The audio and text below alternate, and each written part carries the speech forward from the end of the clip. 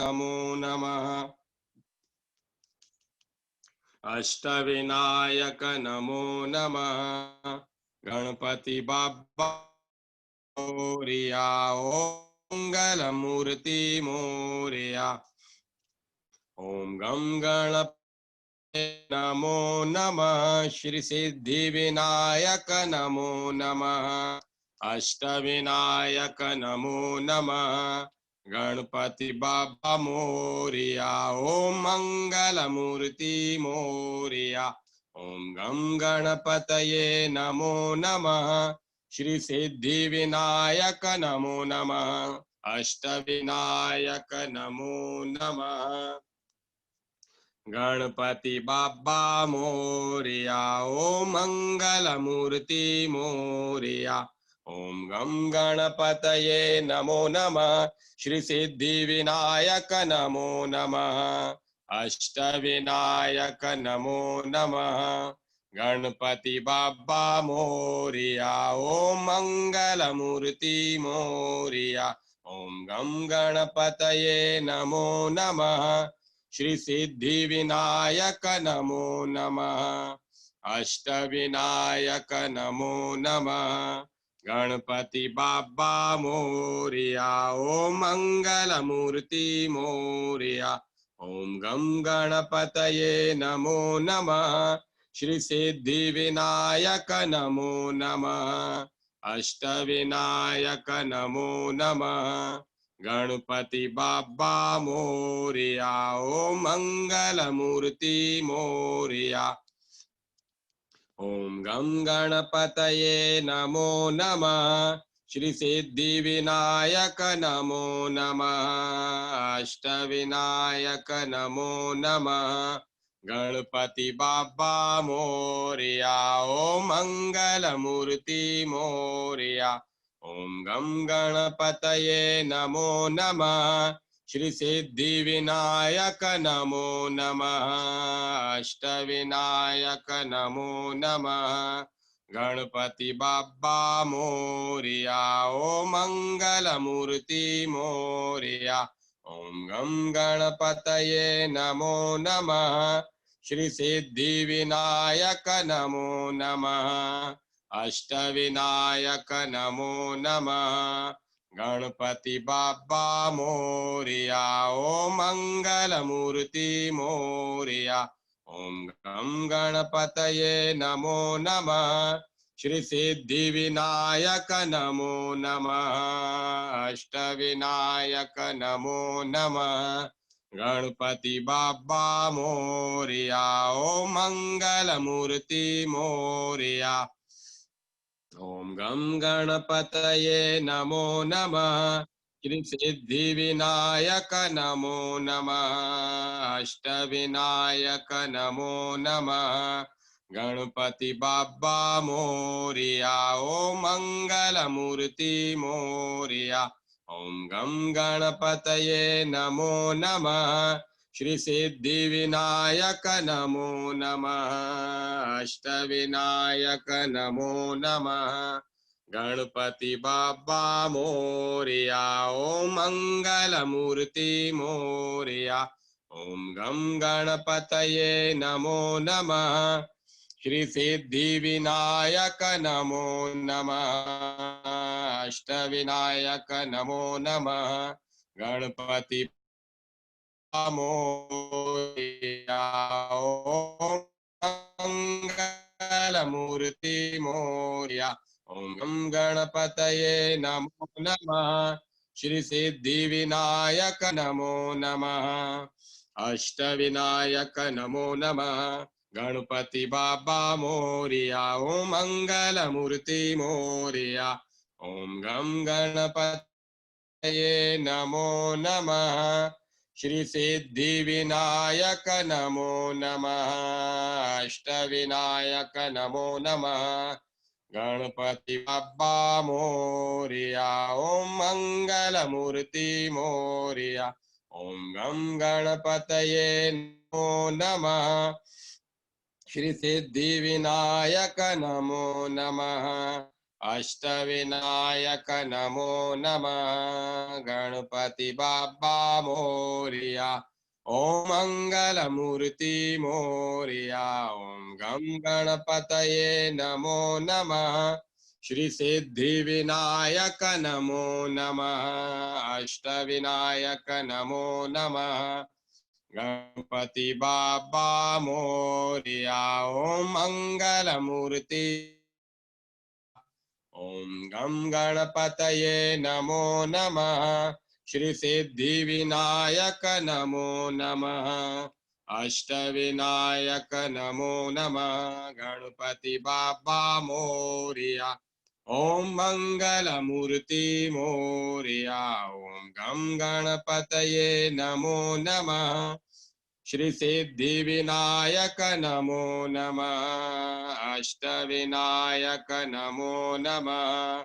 गणपति बाबा मोरिया। ओम मंगलमूर्ति मोरिया। ओम गम गणपतये नमो नमः। श्री सिद्धि विनायक नमो नमः। अष्टविनायक नमो नमः। गणपति बाबा मोरिया। ओम मंगलमूर्ति मोरिया। ओम गम गणपतये नमो नमः। श्री सिद्धि विनायक नमो नमः। अष्टविनायक नमो नमः। गणपति बाबा मोरिया। ओम मंगलमूर्ति मोरिया। ओम गम गणपतये नमो नमः। श्री सिद्धि विनायक नमो नमः। अष्टविनायक नमो नमः। गणपति बाबा मोरिया। ओम मंगलमूर्ति मोरिया। ओम गम गणपतये नमो नमः। श्री सिद्धि विनायक नमो नमः। अष्टविनायक नमो नमः। गणपति बाबा मोरिया। ओम मंगलमूर्ति मोरिया। ओम गम गणपतये नमो नमः। श्री सिद्धि विनायक नमो नमः। अष्टविनायक नमो नमः। गणपति बाबा मोरिया। ओम मंगलमूर्ति मोरिया। ओम गम गणपतये नमो नमः। श्री सिद्धि विनायक नमो नमः। अष्टविनायक नमो नमः। गणपति बाबा मोरिया। ओम मंगलमूर्ति मोरिया। ओम गम गणपतये नमो नमः। सिद्धि विनायक नमो नमः। अष्टविनायक नमो नमः। गणपति बाबा मोरिया। ओम मंगलमूर्ति मोरिया। ओम गम गणपतये नमो नमः। श्री सिद्धि विनायक नमो नमः। अष्टविनायक नमो नमः। गणपति बाबा मोरिया। ओम मंगलमूर्ति मोरिया। ओम गम गणपतये नमो नमः। श्री सिद्धि विनायक नमो नमः। अष्टविनायक नमो नमः। गणपति बाबा मोरिया। ओम मंगलमूर्ति मोरिया। ओम गम गणपतये नमो नमः।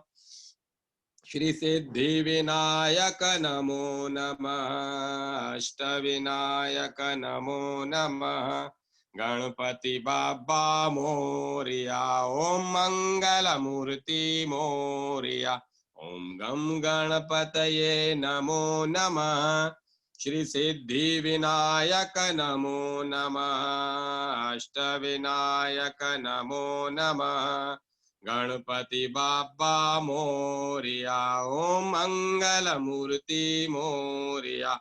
ओम गम गणपतये नमो नमः। श्री सिद्धि विनायक नमो नमः।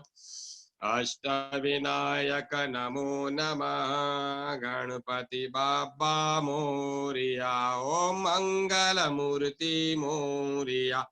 ओम गम गणपतये नमो नमः। श्री सिद्धि विनायक नमो नमः। अष्टविनायक नमो नमः। गणपति बाप्पा मोरिया। ओम मंगल मूर्ति मोरिया। ओम गम गणपतये नमो नमः। श्री सिद्धि विनायक नमो नमः। अष्टविनायक नमो नमः। गणपति बाप्पा मोरिया। ओम मंगल मूर्ति मोरिया। ओम गम गणपतये नमो नमः।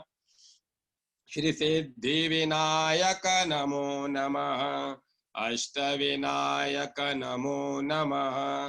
गणपति बाप्पा मोरिया। ओम मंगल मूर्ति मोरिया।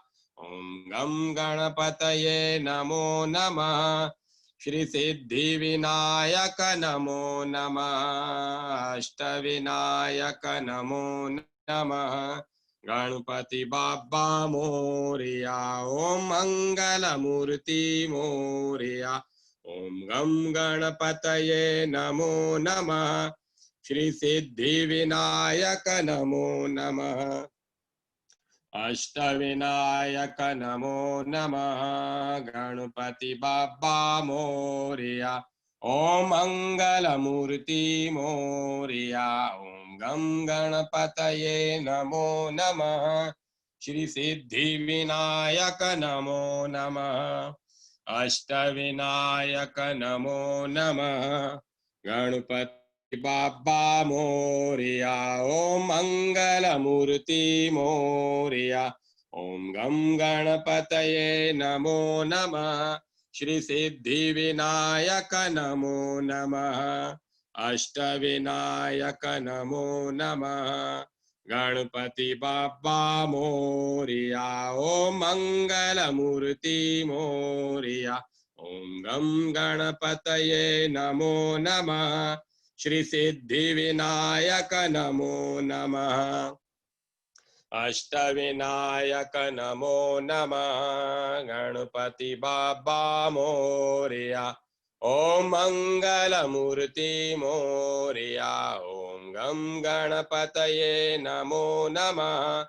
श्री सिद्धि विनायक नमो नमः। अष्टविनायक नमो नमः।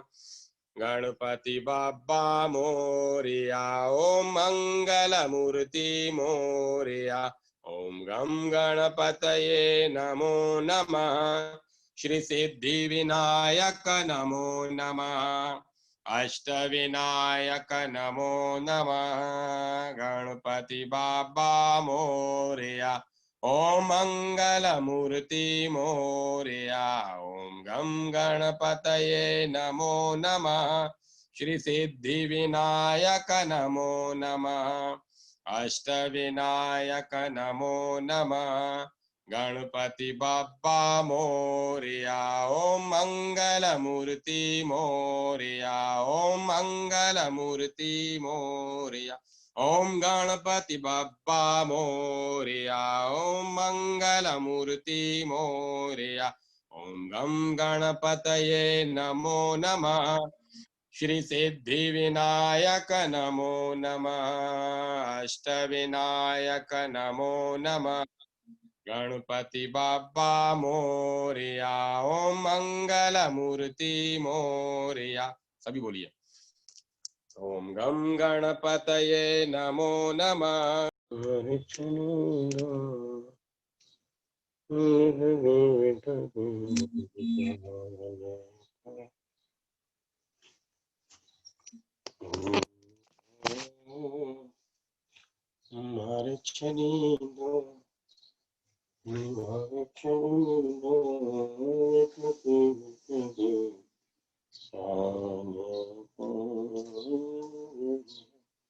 श्री हरि श्री हरि श्री हरि। कल्याण भक्त चरितांग महाराज मुचकुंद सूर्य वंश में इक्ष्वाकु कुल बड़ा ही प्रसिद्ध है, जिसमें साक्षात पर ब्रह्म परमात्मा श्री राम स्वरूप से अवतीर्ण हुए। इसी वंश में महाराज मानधाता जैसे महान प्रतापशाली राजा हुए। महाराज मुचकुंद उन्हीं मानधाता के पुत्र थे। ये संपूर्ण पृथ्वी के एक छत्र सम्राट थे। बल पराक्रम में ये इतने बड़े चढ़े थे कि पृथ्वी के राजाओं की तो बात ही क्या, देवराज इंद्र भी इनकी सहायता के लिए लालायित रहते थे। एक बार असुरों ने देवताओं को दबा लिया। देवता बड़े दुखी हुए। उनके पास कोई योग्य सेनापति नहीं था, अतः उन्होंने महाराज मुचकुंद से सहायता की प्रार्थना की। महाराज ने देवराज की प्रार्थना स्वीकार की और वे बहुत समय तक देवताओं की रक्षा के लिए असुरों से लड़ते रहे। बहुत काल के पश्चात देवताओं को शिव जी के पुत्र स्वामी कार्तिकेय जी योग्य सेनापति मिल गए। तब देवराज इंद्र ने महाराज मुचकुंद से कहा, राजन, आपने हमारी बड़ी सेवा की। अपने स्त्री पुत्रों को छोड़कर आप हमारी रक्षा में लग गए। यहाँ स्वर्ग में जिसे 1 वर्ष कहते हैं, पृथ्वी में उतने ही समय को 360 वर्ष कहते हैं। आप हमारे हजारों वर्षों से यहाँ हैं, अतः अब आपकी राजधानी का कहीं पता भी नहीं है। आपके परिवार वाले अब काल के गाल में चले गए। हम आप पर बड़े प्रसन्न हैं। मोक्ष को छोड़कर आप जो कुछ भी वरदान मांगना चाहें मांग लें, क्योंकि मोक्ष देना हमारी शक्ति के बाहर की बात है। महाराज को मानवीय बुद्धि से दबा लिया। स्वर्ग में वे सोए नहीं थे, लड़ते लड़ते बहुत थक भी गए थे। अतः उन्होंने कहा, देवराज, मैं यही वरदान मांगता हूं कि मैं पेट भर सो लूं, कोई भी मेरी निंद्रा में विघ्न न डाले। जो मेरी निंद्रा भंग करे वह तुरंत भस्म हो जाए। देवराज ने कहा, ऐसा ही होगा। आप पृथ्वी पर जाकर शयन कीजिए, जो आपको जगाएगा वह तुरंत भस्म हो जाएगा। ऐसा वरदान पाकर महाराज मुचकुंद भारतवर्ष में आकर एक गुफा में सो गए। सोते सोते उन्हें कई युग बीत गए। द्वापर आ गया। भगवान ने यदुवंश में अवतार लिया। उसी समय काल यवन ने मथुरा को घेर लिया। उसे अपने आप ही मरवाने की नियत से और महाराज मुचकुंद पर कृपा करने की इच्छा से भगवान श्री कृष्ण काल यवन के सामने से छिपकर भागे। काल यवन को अपने बल का बड़ा घमंड था। वह भी भगवान को ललकारता हुआ उनके पीछे पैदल ही भागा। भागते भागते भगवान उस गुफा में घुसकर छिप गए, जहां महाराज मुचकुंद सो रहे थे। उन्हें सोते देखकर भगवान ने अपना पीतांबर धीरे से उन्हें ओढ़ा दिया और आप छिपकर तमाशा देखने लगे, क्योंकि उन्हें छिपकर तमाशा देखने में बड़ा आनंद आता है। दृष्टा ही जो ठहरे। काल यवन बल के अभिमान में भरा हुआ गुफा में आया और महाराज मुचकुंद को ही भगवान समझकर जोरों से दुपट्टा खींचकर जगाने लगा। महाराज जल्दी से उठे। सामने काल यवन खड़ा था। दृष्टि पड़ते ही वही जलकर भस्म हो गया। अब तो महाराज इधर उधर देखने लगे। भगवान के तेज से संपूर्ण गुफा जगमगा रही थी। उन्होंने नव जलधर श्याम पित कोशय वासा वनमाली को सामने मंद मंद मुस्कुराते हुए देखा। देखते ही वे अवाक रह गए। अपना परिचय दिया, प्रभु का परिचय पूछा। गर्गाचार्य के वचन स्मरण हो आए। ये साक्षात पर ब्रह्म परमात्मा है। यह समझकर वे भगवान के चरणों पर लोटपोट हो गए। भगवान ने उन्हें उठाया, छाती से चिपटाया, भांति भांति के वरों का प्रलोभन दिया, किंतु वे संसारी पदार्थों की निसारता समझ चुके थे। अतः उन्होंने कोई भी संसारिक वर नहीं मांगा। उन्होंने यही कहा, प्रभु, मुझे देना हो तो अपनी भक्ति दीजिए, जिसमें मैं सच्ची लगन के साथ भली भांति आपकी उपासना कर सकूं। मैं श्री चरणों की भली भांति भक्ति कर सकूं, ऐसा वरदान दीजिए। प्रभु तो मुक्ति दाता हैं, मुकुंद हैं, उनके दर्शनों के बाद फिर जन्म मरण कहाँ। किंतु महाराज ने अभी तक भली भांति उपासना नहीं की थी और वे मुक्ति से भी बढ़कर उपासना को चाहते थे। अतः भगवान ने कहा, अब तुम ब्राह्मण होगे, सर्व जीवों में समान दृष्टि वाले होगे, अब तब मेरी जी खोलकर अनन्य उपासना करना। तुम मेरे तो बन ही गए। तुम्हारी उपासना करने की जो अभिलाषा है, उसके लिए तुम्हें विशुद्ध ब्राह्मण वंश में जन्म लेना पड़ेगा और वहां तुम उपासना रस का भली भांति आस्वादन कर सकोगे। वरदान देकर भगवान अंतर ध्यान हो गए और महाराज मुचकुंद ब्राह्मण जन्म में उपासना करके अंत में प्रभु के साथ अनन्य भाव से मिल गए। राजा चित्रकेतु, जीव का यह स्थूल शरीर द्रव्य पंचभूतादि ज्ञान अहंकार तथा कर्म प्रारब्ध से बना है और शास्त्रों का कहना है कि यह देव जीव के लिए नाना प्रकार के कलेश तथा संताप ही देने वाला है। शूरसेन देश में प्राचीन समय में चित्रकेतु नाम के एक राजा थे। बुद्धि विद्या बल धन यश सौंदर्य स्वास्थ्य आदि सब था उनके पास। उनमें उदारता दया क्षमा प्रजा वात्सल्य आदि सटुप भी पूरे थे। उनके सेवक नम्र और अनुकूल थे। मंत्री नीति निपुण तथा स्वामी भक्त थे।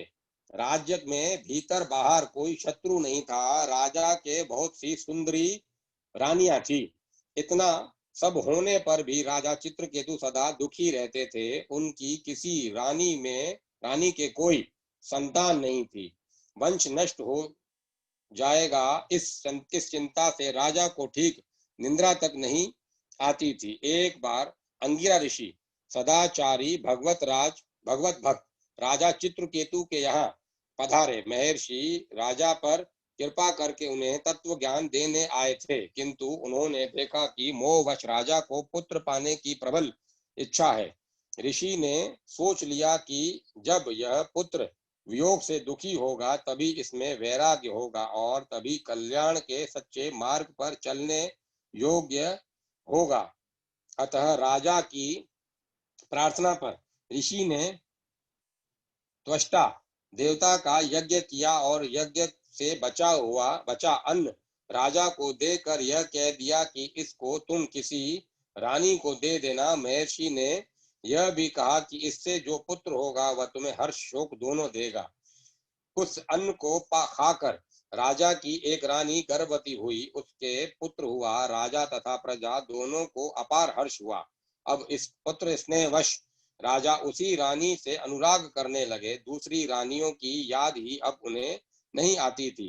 राजा की उपेक्षा से उनकी दूसरी रानियों के मन में सोतिया डाह उत्पन्न हो गया। सबने मिलकर उन नवजात बालक को एक दिन विष दे दिया और बच्चा मर गया। बालक की मृत्यु से मारे शोक के राजा पागल से हो गए। राजा को ऐसी विपत्ति में देख उसी समय वहां देव ऋषि नारद के साथ महर्षि अंगिरा आए। वे राजा को मृत बालक के पास पड़े देख समझाने लगे, राजन, तुम जिसके लिए इतने दुखी हो रहे हो वह तुम्हारा कौन है? इस जन्म से पहले वह तुम्हारा कौन था? अब आगे वह तुम्हारा कौन रहेगा? जैसे रेत के कण जल के प्रवाह से भी एकत्र हो जाते हैं और फिर अलग अलग हो जाते हैं, वैसे ही काल के द्वारा विवश हुए प्राणी मिलते और अलग होते हैं।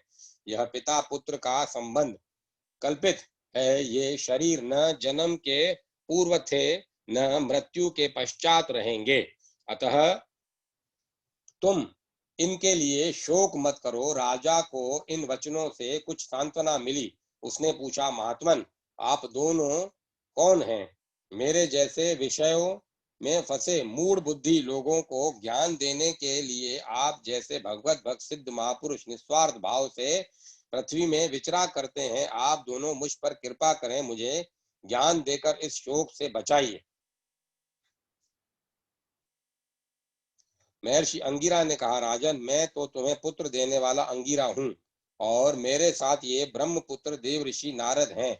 नारद जी हैं। तुम ब्राह्मणों के और भगवान के भक्त हो, अतः तुम्हें कलेश नहीं होना चाहिए। मैं पहले ही तुम्हें ज्ञान देने आया था, पर उस समय तुम्हारा चित्त पुत्र प्राप्ति के में लगा था।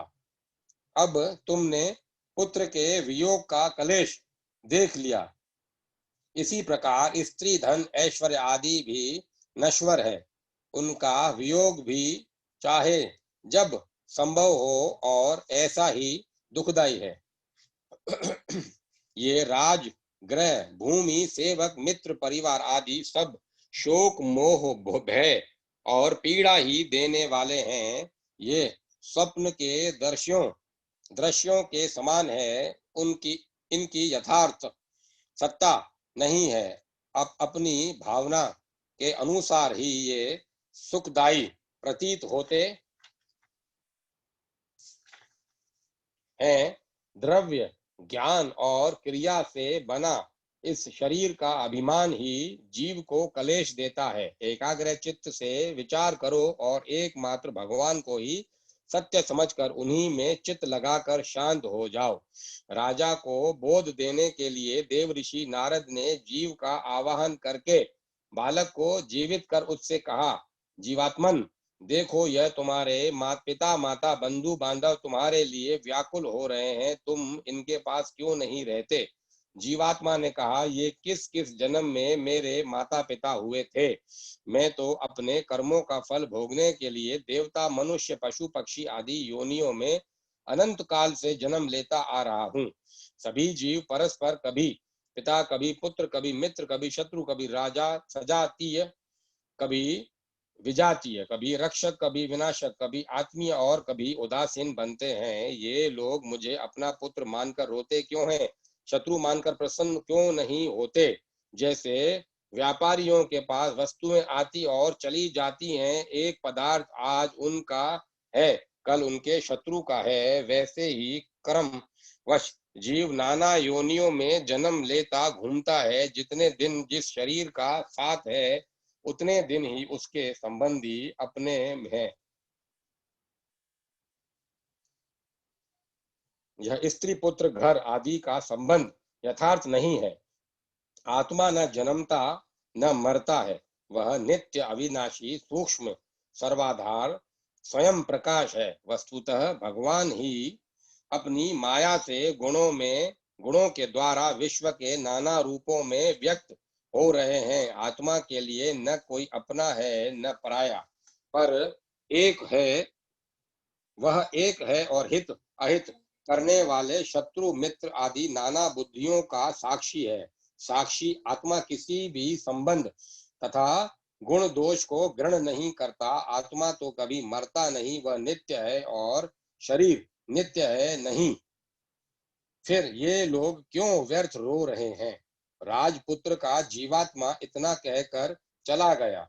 उसकी बातों से सबका मोह दूर हो गया। मृतक का अंत्येष्टि संस्कार करके राजा शांत हो गए। जब बालक को विष देने वाली रानियों ने यह ज्ञान सुना, तब उन्हें बड़ा पश्चाताप हुआ। यमुना तट पर जाकर उन्होंने अपने पाप का प्रायश्चित किया। राजा चित्रकेतु ऋषियों के उपदेश से शोक मोह भय और कलेश देने वाले दुस्तज्य ग्रह के स्नेह को छोड़कर महर्षि अंगिरा और देवऋषि नारद जी के पास जाकर उनसे भगवत प्राप्ति का साधन पूछने लगे। नारद जी ने उन्हें भगवान शेष का ध्यान तथा स्तुति मंत्र बतलाया। उपदेश करके दोनों ऋषि चले गए। राजा ने 7 दिन केवल जल पर रहकर एकाग्र चित्त से उस स्तुति रूप विद्या का अखंड जप किया। उसके प्रभाव से वे विद्याधरों के स्वामी हो गए। कुछ दिनों में राजा चित्रकेतु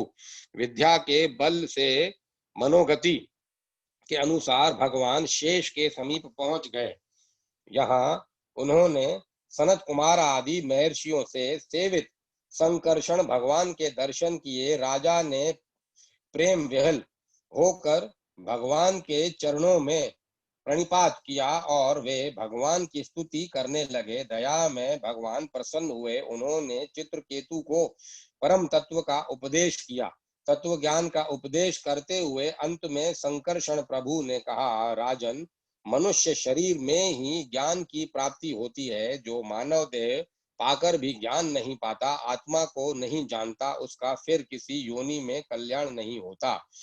विषयों में लगने से ही दुख होता है, उन्हें छोड़ देने से कोई भय नहीं है। अतः बुद्धिमान पुरुष को विषयों से निवृत्त हो जाना चाहिए। जगत के सभी स्त्री पुरुष दुखों को दूर करने और सुख पाने के लिए अनेक प्रकार के कर्म करते हैं, पर उन कर्मों से न तो दुख दूर हो पाता है और न सुख ही मिलता है। जो लोग अपने को बुद्धिमान मानकर कर्मों में लगे हैं, वे दुख ही पाते हैं। आत्मा जागृत, स्वप्न, सुषुप्ति इन तीनों अवस्थाओं से पृथक हैं। यूं समझकर बुद्धिमान पुरुष को चाहिए कि इन अवस्थाओं में प्राप्त होने वाले विषयों से निवृत्त हो जाए, लोक परलोक से चित्त हटा ले और ज्ञान विज्ञान से संतुष्ट होकर मेरी भक्ति करे। एक परमात्मा ही सब स्थानों में सर्वदा है। यह योग मार्ग में लगने वालों को जान लेना चाहिए। इस प्रकार दिव्य उपदेश देकर भगवान अंतर ध्यान हो गए। चित्रकेतु द्वंद्व रहित समदर्शी हो गए थे। वे कामना, स्पृहा, अहंकार छोड़कर सदा परमात्मा में ही चित्त लगाए रहते थे। तपोबल से इच्छा अनुसार 14 भवनों में वे घूम सकते थे। एक दिन विमान पर बैठकर वे आकाश मार्ग से जा रहे थे। उसी समय उन्होंने मुनियों की सभा में पार्वती जी को भगवान शंकर की गोद में बैठे देखा। चित्रकेतु को यह व्यवहार अनुचित लगा। उन्होंने इसकी बड़ी आलोचना की। भगवान शंकर तो आलोचना सुनकर हंसकर रह गए, पर पार्वती जी को क्रोध आ गया। उन्होंने शाप दिया, तू बड़ा अविनीत हो गया है, अतः भगवान के चरणों में रहने योग्य नहीं है। जाकर असुर योनि में जन्म ग्रहण कर।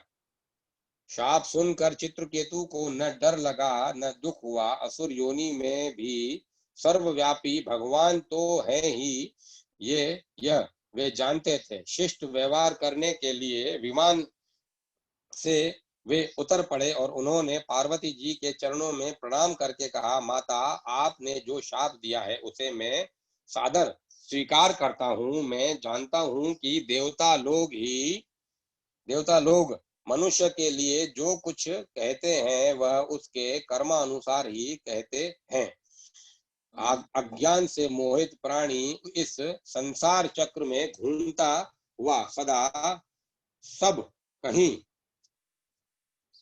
सुख दुख भोगता ही रहता है। गुणों के इस प्रवाह में शाप वरदान स्वर्ग नर्क सुख दुख कुछ भी वास्तविक नहीं है। स्वयं मायातीत भगवान अपनी माया से प्राणियों को रचते और उनके सुख दुख बंध मोक्ष की व्यवस्था करते हैं। उन्हें ईश्वर का न कोई अपना है, उन ईश्वर का न कोई अपना है न पराया, न कोई प्रिय है न अप्रिय। वे सर्वत्र समान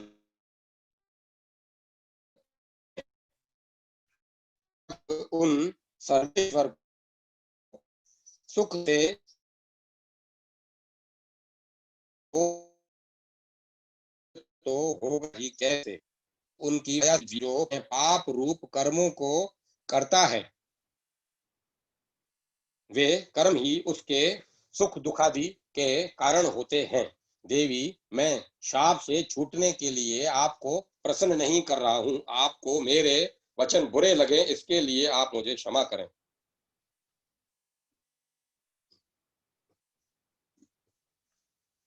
इस प्रकार क्षमा मांगकर चित्रकेतु विमान पर बैठकर चले गए। उनकी यह असंग स्थिति देखकर सबको बड़ा आश्चर्य हुआ। शंकर जी ने कहा, देवी, तुमने भगवान के दासानुदास का महात्म्य देखा। भगवान नारायण के परायण भक्त किसी से भी डरते नहीं। वे स्वर्ग नर्क तथा मोक्ष में भी एक ही दृष्टि रखते हैं।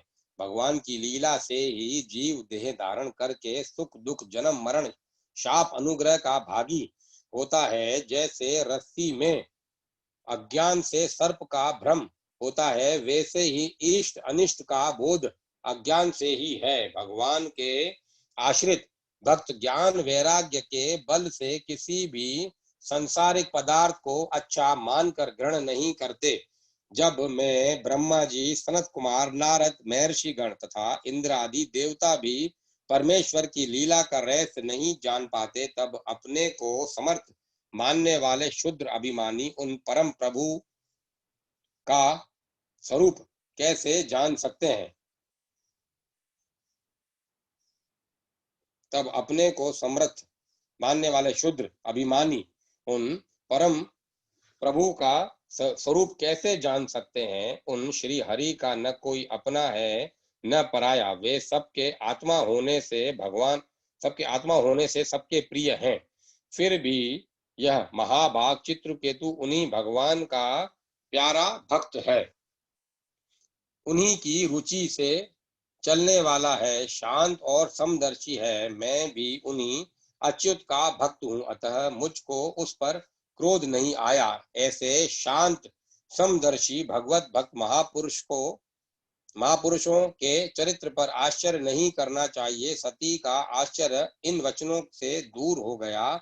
शाप देने में समर्थ होने पर भी चित्रकेतु ने पार्वती जी को शाप नहीं दिया, उल्टा उनका शाप स्वीकार करके क्षमा मांगी। उसी शाप के फल से त्वष्टा के यज्ञ में दक्षिणाग्नि से वे वृत्तासुर के रूप में प्रकट हुए। वृत्तासुर का चरित्र इसी अंग में आगे दिया जाएगा। राजऋषि खडवांग।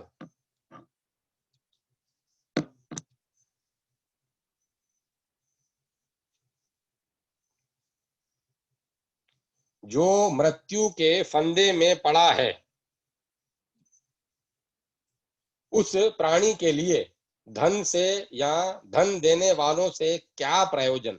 कामनाओं से तथा कामनाओं को पूर्ण करने वालों से ही उसे क्या लाभ, और जन्म देने वाले जन्म मृत्यु के चक्कर में डालने वाले कर्मों से ही उसका क्या हित होना है।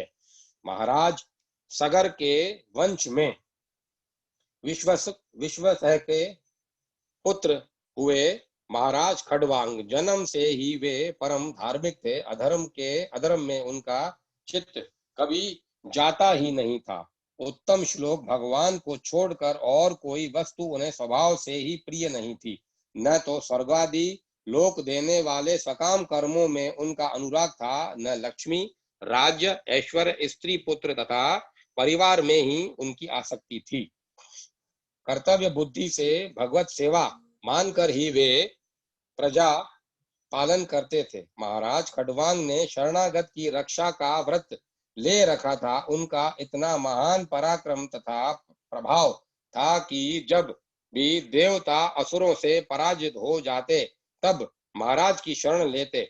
उन दिनों असुर प्रबल हो रहे थे। पराजित होने पर भी वे बार बार स्वर्ग पर आक्रमण करते थे। महाराज को बार बार देवताओं की सहायता करने जाना पड़ता था। एक बार असुरों को पराजित करके महाराज स्वर्ग से पृथ्वी पर लौट रहे थे, तब देवताओं ने उनसे इच्छा अनुसार वरदान मांगने को कहा। महाराज पहले से ही भोगों से विरक्त थे।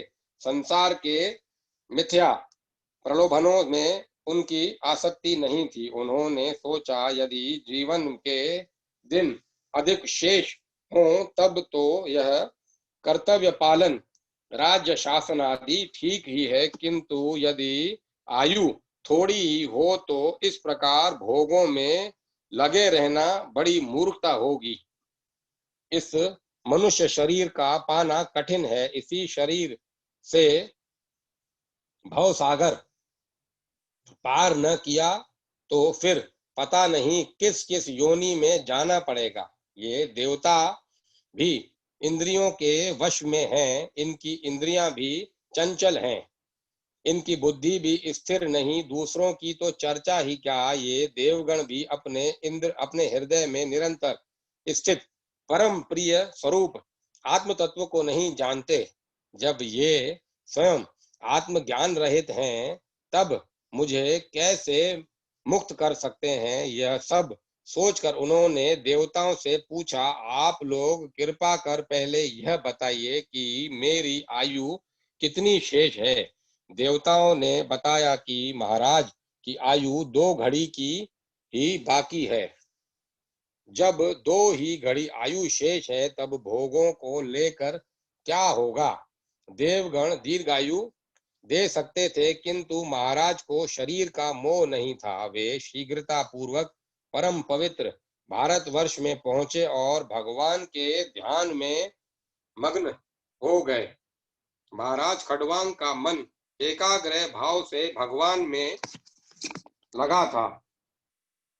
शरीर कब गिर गया इसका उन्हें पता तक न लगा। धन्य है महाराज खडवांग, महाराज की आयु तो उस समय 2 घड़ी बची थी, किंतु हम सबको तो यह भी पता नहीं कि 2 पल भी आयु शेष है या नहीं। भगवान को पाने से कुछ 10-20 या 100-200 वर्ष नहीं लगते। सच्चे हृदय से एक बार पुकारने पर वे आ जाते हैं। चित्त को एकाग्र भाव से उनके चरण चिंतन में लगाकर एक क्षण में प्राणी उन्हें पा लेता है। खडवांग जी की भांति सिर पर मृत्यु को खड़ा देखकर भोगों से चित्त हटाकर उसे तुरंत भगवान के चरणों में ही लगा देना चाहिए। परम भागवत राजा अम्बरीश, जिन लोगों ने सतव गुणियों के परमाराध्य श्री हरि को हृदय में धारण कर लिया है, उन महात्मा साधुओं के लिए भला कौन सा काम दुष्कर है और कौन सा त्याग है जिसे वे नहीं कर सकते। अर्थात वे सब कुछ करने में समर्थ हैं और सब कुछ त्यागने में भी समर्थ हैं। अम्बरीश जी सप्तदीपवती संपूर्ण पृथ्वी के स्वामी थे और उनकी संपत्ति कभी समाप्त होने वाली नहीं थी। उनके ऐश्वर्य की संसार में कोई तुलना नहीं थी। कोई दरिद्र मनुष्य भोगों के अभाव में वैराग्यवान बन जाए यह तो सरल है, किंतु धन दौलत होने पर विलास भोग की पूरी सामग्री समाप्त रहते वैराग्यवान होना, विषयों से दूर रहना महापुरुषों के ही वश में है और जहाँ भगवान की कृपा से ही होता है और यह भगवान की कृपा से ही होता है। थोड़ी संपत्ति और साधारण अधिकार भी मनुष्य को मदांध बना देता है, किंतु जो भाग्यवान अशरण शरण दीन बंधु भगवान के चरणों का आश्रय ले लेते हैं, जो उन मायापति श्री हरि की रूप माधुरी का साधु स्वाद सुधा स्वाद लेते हैं, माया की मादकता उन्हें रूखी लगती है। मोहन की मोहिनी जिनके प्राण मोहित कर लेती है, माया का ओछापन उन्हें लुभाने में असमर्थ हो जाता है। वे तो जल में कमल की भांति संपत्ति एवं ऐश्वर्य के मध्य भी निर्लिप्त ही रहते हैं। विवस्वत मनु के पर पुत्र और तथा राज ऋषि नाभा नाभा राज ऋषि नाभा के पुत्र अम्बरीश को अपना ऐश्वर्य स्वप्न के समान असत जान पड़ता था। वे जानते थे कि संपत्ति मिलने से मोह होता है और बुद्धि मारी जाती है। भगवान वासुदेव के भक्तों को पूरा विश्व ही मिट्टी के ढेले सा लगता है। विश्व में तथा उसके भोगों में नितांत आसक्त अम्बरीश जी ने अपना सारा जीवन परमात्मा के पावन पद्मों में ही लगा दिया था। अम्बरीश ने अपने मन को श्री कृष्ण के चरण चिंतन में, वाणी को उनके गुण गान में, हाथों को श्री हरि के मंदिरों को छाड़ने पुकारने में, कानों को अच्युत के पवित्र चरित्र सुनने में, नेत्रों को भागवत मूर्ति के दर्शन में, अंगों को भगवत सेवकों के स्पर्श में नासिका को भगवान के चरणों पर चढ़ी तुलसी की गंध लेने में, जीवा को भगवत प्रसाद का रस लेने में, पैरों को श्री नारायण के पवित्र स्थानों में जाने में और मस्तक को ऋषिकेश के चरणों की वंदना में लगा रखा था। दूसरे संसारी लोगों की भांति वे विषय भोगों में लिप्त नहीं थे। श्री हरि के प्रसाद स्वरूप में ही वे भोगों को स्वीकार करते थे। भगवान के भक्तों को अर्पण करके उनकी प्रसन्नता के लिए ही भोगों को ग्रहण करते थे। अपने समस्त कर्म यज्ञ पुरुष परमात्मा को अर्पण करके सब में वही एक प्रभु आत्म रूप से विराजमान है, ऐसा दृढ़ निश्चय रखकर भगवत भक्त ब्राह्मणों की बतलाई रीति से वे न्याय पूर्वक प्रजा पालन करते थे। निष्काम भाव से यज्ञों का राजा ने अनुष्ठान किया, विविध वस्तुओं का प्रचुर दान किया और अनंत पुण्य धर्म किए।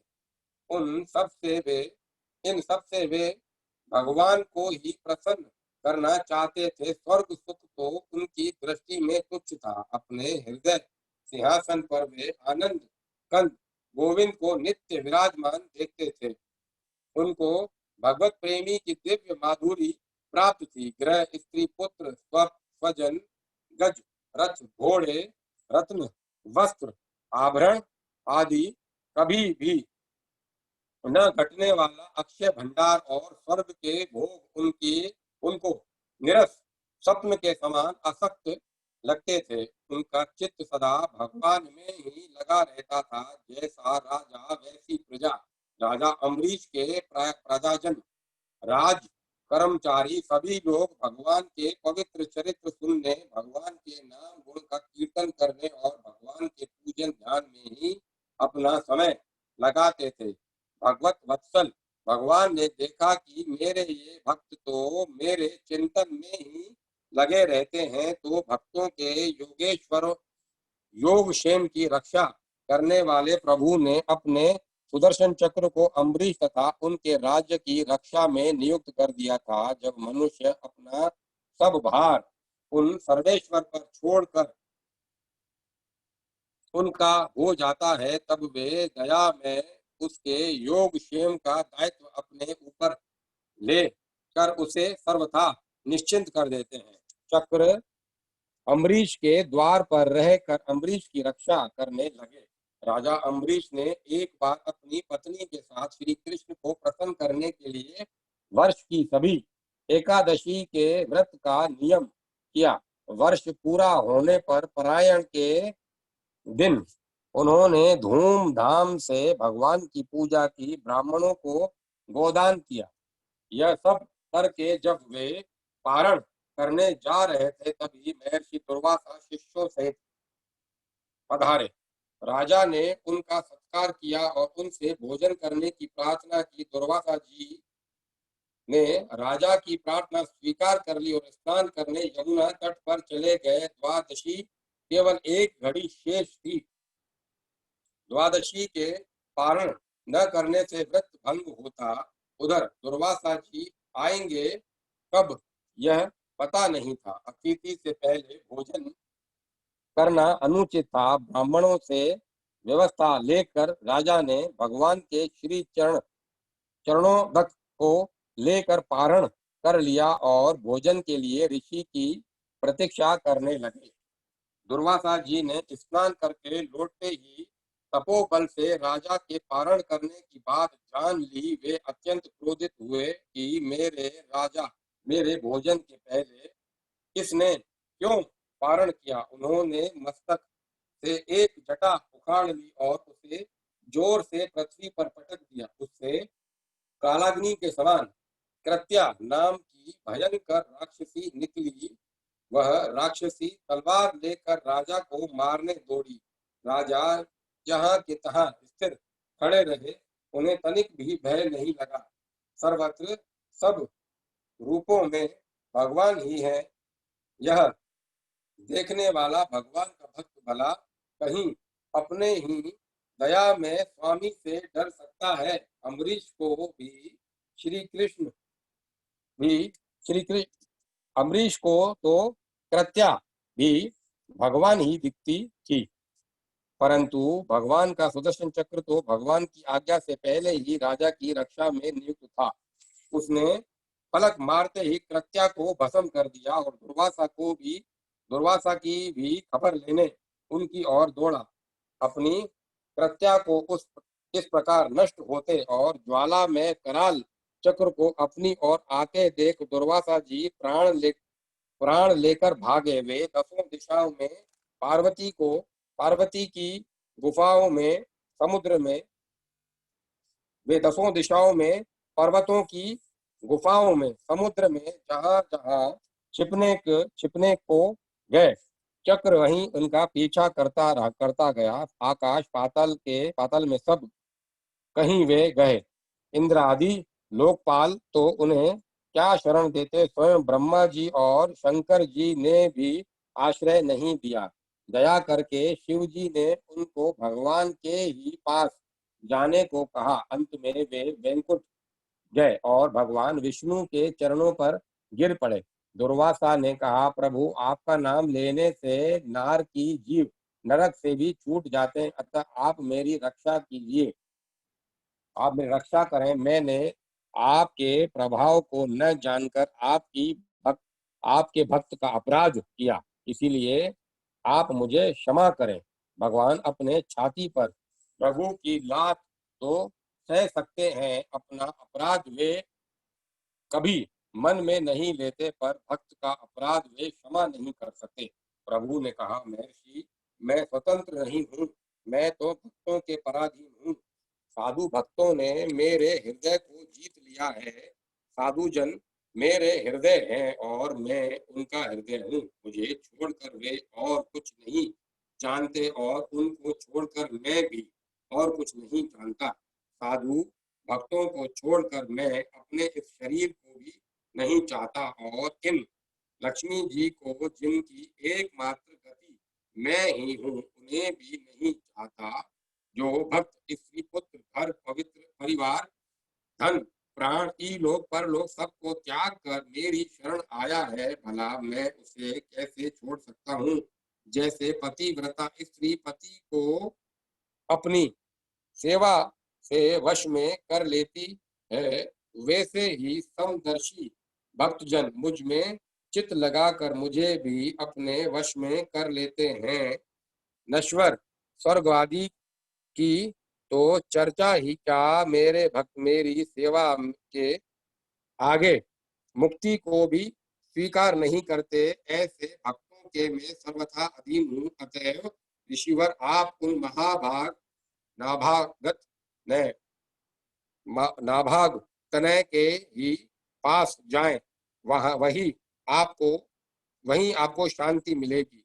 इधर राजा अम्बरीश बहुत ही चिंतित थे। उन्हें लगता था कि मेरे ही कारण दुर्वासा जी को मृत्यु भय से ग्रस्त होकर भूखे ही भागना पड़ा। ऐसी अवस्था में मेरे लिए भोजन करना कदापि उचित नहीं है। अतः वे केवल जल पीकर ऋषि के लौटने की पूरे 1 वर्ष तक प्रतीक्षा करते रहे। वर्ष भर के बाद दुर्वासा जी जैसे भागे थे वैसे ही भयभीत दौड़ते हुए आए और उन्होंने राजा का पैर पकड़ लिया। ब्राह्मण के द्वारा पैर पकड़े जाने से राजा को बड़ा संकोच हुआ। उन्होंने स्तुति करके सुदर्शन को शांत किया। महर्षि दुर्वासा मृत्यु के भय से छूटे। सुदर्शन का अत्युग्र ताप तो उन्हें जला रहा था, शांत हुआ। अब प्रसन्न होकर वे कहने लगे, आज मैंने भगवान के दासों का महत्व देखा। राजन मैंने तुम्हारा इतना अपराध किया था, पर तुम मेरा कल्याण ही चाहते हो। जिन प्रभु का नाम लेने से ही जीव समस्त पापों से छूट जाता है, उन तीर्थपाद श्री हरि के भक्तों के लिए कुछ भी कार्य शेष नहीं रह जाता। राजन तुम बड़े दयालु हो, मेरा अपराध न देखकर तुमने मेरी प्राण रक्षा की। अम्बरीश के मन में ऋषियों के वाक्यों से क्यों कोई अभिमान नहीं आया? अम्बरीश के मन में ऋषि के वाक्यों से कोई अभिमान नहीं आया। उन्होंने इसको भगवान की कृपा समझा। महर्षि के चरणों में प्रणाम करके बड़े आदर से राजा ने उन्हें भोजन कराया। उनके भोजन करके चले जाने पर 1 वर्ष पश्चात उन्होंने वह पवित्र अन्न प्रसाद रूप से लिया। बहुत काल तक परमात्मा ने मन लगाकर प्रजा पालन करने के पश्चात अम्बरीश जी ने अपने पुत्र को राज्य सौंप दिया और भगवान वासुदेव में मन लगाकर वन में चले गए। वहां भजन तथा तप करते हुए उन्होंने भगवान को प्राप्त किया। राजा रुक्मांग इक्ष्वाकु वंश में अयोध्या नरेश ऋतध्वज के पुत्र महाराज रुक्मांग हुए। वे धर्मात्मा और भगवान नारायण के प्रिय भक्त थे। उनकी पत्नी संध्यावली से एक सुशील पितृभक्त पुत्र हुआ। उसका नाम धर्मांग। महाराज रुक्मांग की निष्ठा एकादशी व्रत के लिए थी। एकादशी व्रत श्री हरि को अत्यंत प्रिय है। जो दशमी को दोपहर में एक ही समय भोजन करके रात्रि को ब्रह्मचार्य पूर्वक भूमि या तख्ते पर सोता है, एकादशी को प्राप्त व्रत का संकल्प करके निर्जल व्रत करता है और यथासंभव समस्त उपचारों से श्रद्धा पूर्वक भगवान का पूजन करता है। रात्रि में जागरण करते हुए भगवान के नाम एवं गुणों का कीर्तन करता है और दूसरे दिन भगवान का पूजन करके ब्राह्मणों को भोजन कराकर व्रत का पारण करता है। उस पर सर्वेश्वर विष्णु भगवान शीघ्र प्रसन्न होते हैं। एकादशी व्रत के दिन इंद्रियों को संयत करके दिन रात केवल भगवान के पूजन अर्चन कीर्तन तथा भगवान की कथा सुनने में ही लगाना चाहिए। उस दिन काम क्रोध लोभ आदि का सर्वथा त्याग कर देना चाहिए। असत्य तथा कटु वाणी भूल कर भी नहीं बोलना चाहिए और न किसी की निंदा ही करनी चाहिए।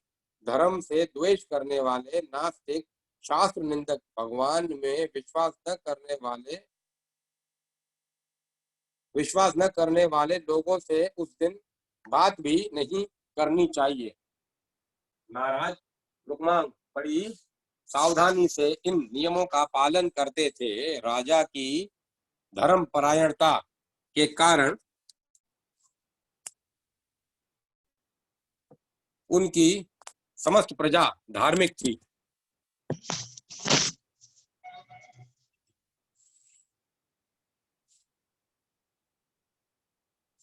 प्रजा के भी सब लोग एकादशी का व्रत पूरी विधि से करते थे। जो नियम पूर्वक विधि सहित एकादशी व्रत करता है उसके घर में यमराज के दूत प्रवेश ही नहीं कर सकते। महाराज रुक्मांग के राज्य में यमदूतों का प्रवेश नहीं था, परंतु सृष्टि तो जन्म मरण रूप है। यमराज जी ने सृष्टिकर्ता से कहा कि अयोध्या के राज्य भर में लोग अमर बने रहेंगे तो मृत्यु लोक की मर्यादा नष्ट हो जाएगी। ब्रह्मा जी ने एक परम सुंदर मोहिनी स्त्री बनकर उसे पृथ्वी पर भेजा। उस स्त्री को देखकर महाराज मुग्ध हो गए। उसने भी उस शर्त पर राजा को पति बनाना स्वीकार किया कि वह जो कहेगी उसे महाराज अस्वीकार नहीं करेंगे। महाराज ने यह शर्त मान ली। एकादशी आने पर मोहिनी ने कहा कि राजा व्रत न करे। महाराज तो सुनते ही सन्न रह गए। उन्होंने कहा, रानी तुम कहो तो मैं अपने प्राण भी दे सकता हूँ, किंतु भगवान नारायण का एकादशी व्रत नहीं, मैं नहीं छोड़ सकता, इसके बदले तुम और कुछ मांग लो। मोहिनी ने कहा, आप एकादशी व्रत नहीं छोड़ना चाहते तो अपने हाथ से मेरा धर्मांग धर्मांग का मस्तक काट कर मुझे दे दें।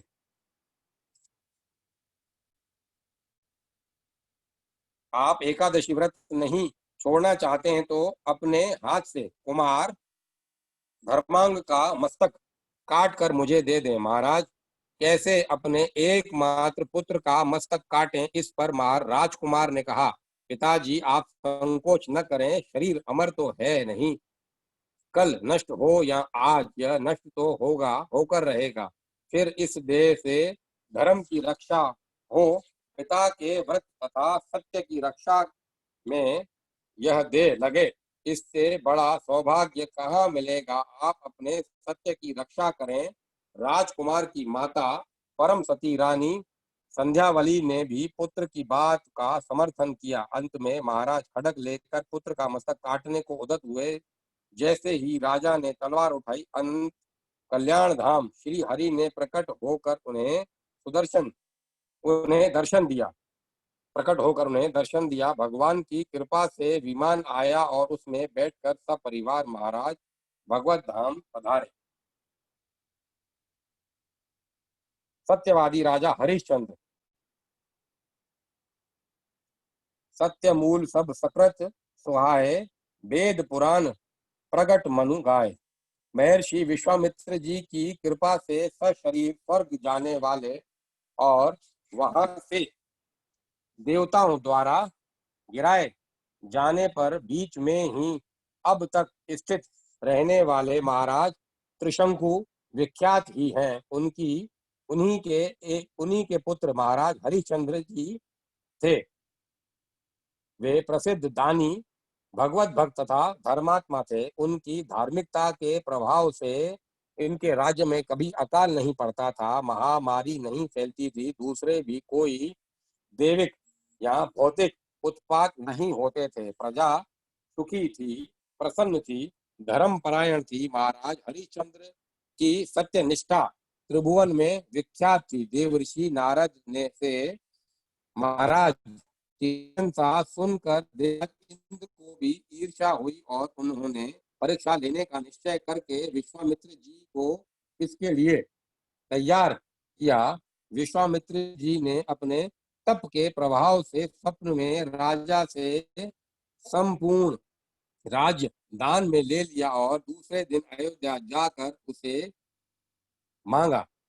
सत्यवादी राजा ने स्वप्न के दान को भी सत्य ही माना और पूरा राज्य तथा कोष मुनि को सौंप दिया। हरिश्चंद्र जी पूरी पृथ्वी के चक्रवर्ती राजा थे। राज्य तो दान हो गया।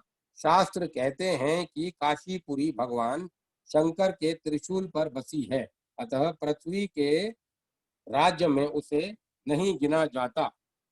हरिश्चंद्र ने काशी जाने का निश्चय किया। अब ऋषि विश्वामित्र ने कहा, इतने बड़े दान की संगता के लिए दक्षिणा दीजिए। आज राजा हरिश्चंद्र, जो कल तक पृथ्वी के एक छत्र सम्राट थे, कंगाल हो गए थे। उनके पास एक कौड़ी भी नहीं थी। इतने पर भी उन्होंने ऋषि को दक्षिणा देना स्वीकार किया। अपने पुत्र रोहिताश तथा पत्नी शेब्या के साथ वे काशी आए। दक्षिणा देने का दूसरा कोई उपाय न देखकर पत्नी को उन्होंने एक ब्राह्मण के हाथ बेच दिया। बालक रोहित भी माता के साथ गया। विश्वामित्र जी जितनी दक्षिणा चाहते थे वह इतने से पूरी नहीं हुई। राजा ने अपने को भी बेचना चाहा। उन्हें काशी के एक चांडाल ने शमशान पर पहरा देने के लिए और मृतक कर वसूल करने के लिए खरीद लिया।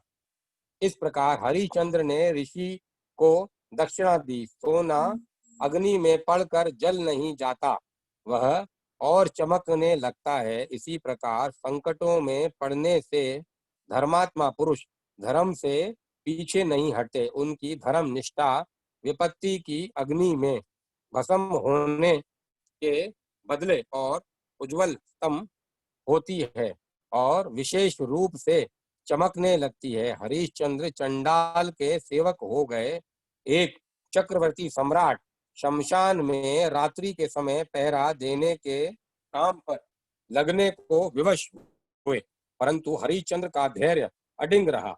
उन्होंने उसे भी भगवान का कृपा प्रसाद ही समझा। महारानी शेब्या आज पति के धर्म का निर्वाह करने के लिए ब्राह्मण की दासी हो गई। वे वहां बर्तन मलने, झाड़ू देने, घर लीपने, गोबर उठाने आदि का काम करने लगी। जिस राजकुमार रोहिताश के संकेत पर चलने के लिए सैकड़ों सेवक सदा हाथ जोड़े खड़े रहते थे, वह नन्हा सुकुमार बालक ब्राह्मण के यहाँ आज्ञा का पालन करता, डांटा जाता और चुपचाप रो लेता। एक दिन संध्या समय कुछ अंधकार होने पर रोहिताश्व ब्राह्मण की पूजा के लिए फूल तोड़ने गया था। वहां उसे सर्प ने काट लिया। ब्राह्मण गिर पड़ा, बालक गिर पड़ा और प्राणहीन हो गया। बेचारी शेब्या वह जब राजकुमार महारानी थी तब थी। आज एकमात्र पुत्र मरा पड़ा था। उसके सामने न तो कोई उसे दो शब्द कहकर धीरज देने वाला था और न कोई उसके पुत्र के शव को शमशान ले जाने वाला था।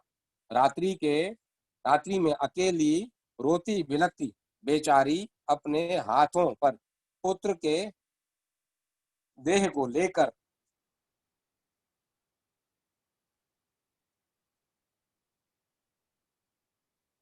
उसे जलाने शमशान गई। विपत्ति का यही अंत नहीं हुआ। शमशान के स्वामी चंडाल के ने हरिश्चंद्र को आज्ञा दे रखी थी कि बिना कर दिए कोई भी लाश जलाने न पाए।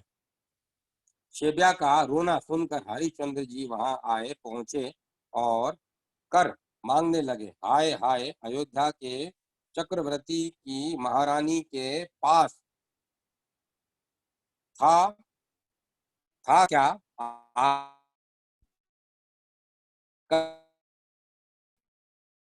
अयोध्या के युवराज की लाश उसकी माता के सामने पड़ी थी। माता दिए बिना उसे जला नहीं पाती थी। शिव्या के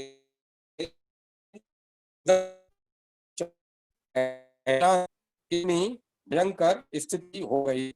अनुमान किया जाता है कि सामने उसके एकमात्र पुत्र का देह लिए पत्नी रो रही थी और पिता को उस कंगालिनी ने कर वसूल करना था। पिता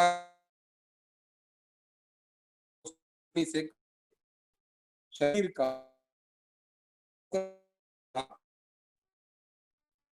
कर ये अपने पुत्र के शरीर का दाह रोकना था उन्हें, परंतु हरिश्चंद्र का धर्म अविचल था। उन्होंने कहा, भद्रे, धर्म के लिए मैंने राज्य छोड़ा, तुम्हें छोड़ा और रोहित को छोड़ा। जिस धर्म के लिए मैं यहाँ चांडाल का सेवक बना, तुम दासी बनी, उस धर्म को मैं नहीं छोड़ूंगा। तुम मुझे धर्म पर डटे रहने के में सहायता दो। शेब्या पतिव्रता थी। पति की धर्म रक्षा के लिए जिस महारानी ने राज्य छोड़कर दासी बनना स्वीकार किया था, वे पति के धर्म का आदर न करे, यह कैसे संभव था। परंतु आज माता के सामने उसके पुत्र का निर्जीव शरीर था और उसे दाह करना था। पति का धर्म कर मांग रहा था और देने को क्या रखा था वहां। अंत में उस देवी ने कहा, नाथ, मेरे पास तो दूसरा वस्त्र भी नहीं है। मेरी यही एक मेरी साड़ी है जिसे मैं पहने हूँ। इसी के आंचल से ढककर मैंने अपने बेटे को ले आई हूँ। आपके पुत्र के देह पर कफन तक नहीं है। आप मेरी इस साड़ी को ही आधा फाड़ कर ले लें कर के रूप में। हरिश्चंद्र ने उस दशा में भी साड़ी का आधा भाग लेना स्वीकार कर लिया। जैसे ही शेब्या ने साड़ी फाड़ना चाहा, स्वयं भगवान विष्णु प्रकट हो गए वहां। सत्य और धर्म भगवान का स्वरूप है। जहाँ सत्य तथा धर्म है वहीं स्वयं भगवान प्रत्यक्ष हैं। देवराज इंद्र तथा विश्वामित्र भी देवताओं के साथ वहां आ गए। धर्म ने प्रकट होकर बताया कि मैं स्वयं चांडाल बना था। इंद्र ने अमृत वर्षा करके कुमार रोहिताश्व को जीवित कर दिया। भगवान ने हरिश्चंद्र को भक्ति का वरदान दिया। ने उनसे इंद्र ने उनसे पत्नी के साथ सशरीर स्वर्ग चलने की प्रार्थना की। हरिश्चंद्र ने कहा, मेरी प्रजा मेरे वियोग में इतने दिन दुखी रही, मैं अपने प्रजाजनों को छोड़कर स्वर्ग नहीं जाऊंगा। इंद्र ने कहा, राजन, आपके इतने पुण्य हैं कि आप अनंत काल तक स्वर्ग में रहें। यह तो भगवान का विधान है। प्रजा के लोगों के कर्म भिन्न भिन्न हैं, सब एक साथ कैसे स्वर्ग जा सकते हैं? राजा हरिश्चंद्र ने कहा, मैं अपना समस्त पुण्य अपने प्रजाजनों को देता हूँ, मैं स्वयं स्वर्ग जाना नहीं चाहता। आप उन्हीं लोगों को स्वर्ग ले जाएं। मेरी प्रजा के लोग स्वर्ग में रहें, मैं उन सब के पाप भोगने अकेला नर्क जाऊंगा। महाराज की यह उदारता, यह प्रजा वात्सलता देखकर देवता संतुष्ट हो गए। प्रजा के प्रभाव से समस्त योग अयोध्यावासी अपने स्त्री पुत्रादि के साथ सदैव स्वर्ग गए। पीछे विश्वामित्र जी ने अयोध्या को फिर से बसाया और कुमार रोहिताश्व को वहां सिंहासन पर बैठाकर उन्हें संपूर्ण पृथ्वी का एक छत्र सम्राट बना दिया। महाराज दिलीप इक्ष्वाकु वंश के महाराज दिलीप बड़े ही प्रसिद्ध राजऋषि हो गए हैं। वे बड़े भक्त, धर्मात्मा और प्रजापालक राजा थे। चारों वर्ण उनके शासन से संतुष्ट थे। महाराज को सभी प्रकार के सुख थे, किंतु उनके कोई संतान नहीं थी। एक बार ये इसके लिए अपने कुल गुरु महर्षि वशिष्ठ जी के आश्रम पर गए और अपने आने का कारण बताकर उनसे उपाय पूछा। महर्षि वशिष्ठ ने दिव्य दृष्टि से सब बातें जानकर, सब बातें समझकर कहा, राजन, आप एक बार देवासुर संग्राम में गए थे। वहां से लौटकर जब आप आ रहे थे तब रास्ते में आपको सुरनंदिनी कामधेनु मिली थी। आपके सामने होने पर भी आपकी दृष्टि उन पर नहीं पड़ी, इसीलिए आपने उन्हें प्रणाम नहीं किया। कामधेनु ने इसे अविनय समझकर आपको संतानहीनता का शाप दे दिया है। उस समय आकाश गंगा बड़े जोरों से शब्द कर रही थी, उससे आपने उस शाप को सुना नहीं। अब इसका एक ही उपाय है कि किसी भी प्रकार उस गौ को आप प्रसन्न कीजिए। वह गौ तो अब यहाँ है नहीं, उसकी बछिया मेरे पास है, आप उसकी सेवा करें। भगवान ने चाहा तो आपका मनोरथ शीघ्र ही पूरा होगा। गुरु की आज्ञा शिरोधार करके महाराज अपनी महारानी के सहित गौ की सेवा में लग गए। वे प्रातः बड़े ही सवेरे उठकर गौ की बछिया को दूध पिलाते, ऋषि के हवन के लिए दूध दोहते और फिर गौ को लेकर जंगल में चले जाते। गौ जिधर भी जाती उसके पीछे पीछे चलते। वह बैठ जाती तो स्वयं भी बैठकर उसके शरीर को सहलाते, हरी हरी दूब उखाड़ कर उसे खिलाते। जिधर से भी वह चलती उधर ही चलते। सारांश की महाराज छाया की तरह गौ के साथ साथ रहे। इस प्रकार महाराज को 21 दिन हो गए। एक दिन वे गौ के पीछे पीछे जंगल में जा रहे थे। गौ एक बहुत बड़े गहन वन में घुस गई। महाराज भी पीछे पीछे धनुष से लताओं को हटाते हुए चले। एक वृक्ष के नीचे जाकर उन्होंने क्या देखा कि गौ नीचे है, उसके ऊपर एक सिंह चढ़ बैठा है और गौ का वध करना चाहता है। महाराज ने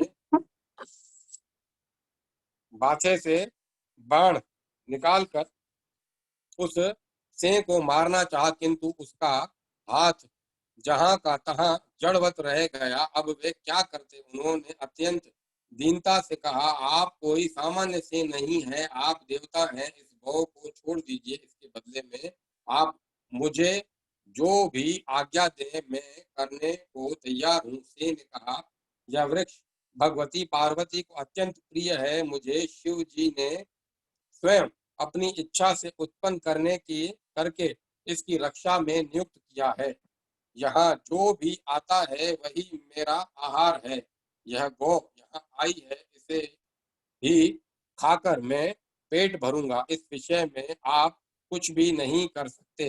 महाराज ने कहा, सिंहराज, यह गौ मेरे गुरुदेव की है, मैं इसके बदले आपको सब कुछ देने को तैयार हूँ। आप मुझे खा लें और इसे छोड़ दें। सिंह ने बहुत समझाया कि आप महाराज हैं, प्रजा के प्राण हैं, गुरु को ऐसी लाखों गौएं देकर संतुष्ट कर सकते हैं, परंतु महाराज ने एक न मानी।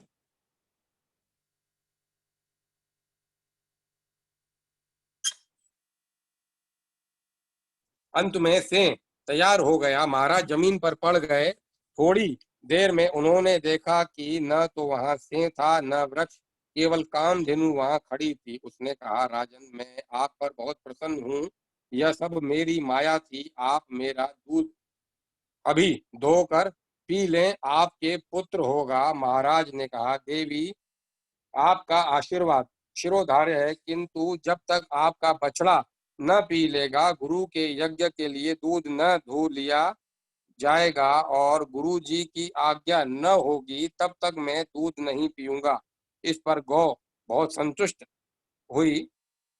गौ संध्या को महाराज के आगे भगवान वशिष्ठ के आश्रम पर पहुंची।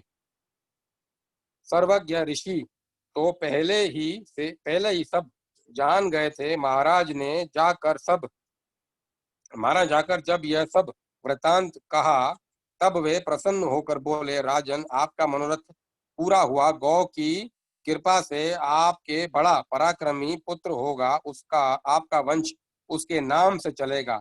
नियत समय पर ऋषि ने नंदिनी का दूध राजा और रानी को दिया। महाराज अपनी राजधानी में आए और रानी गर्भवती हुई। यथा समय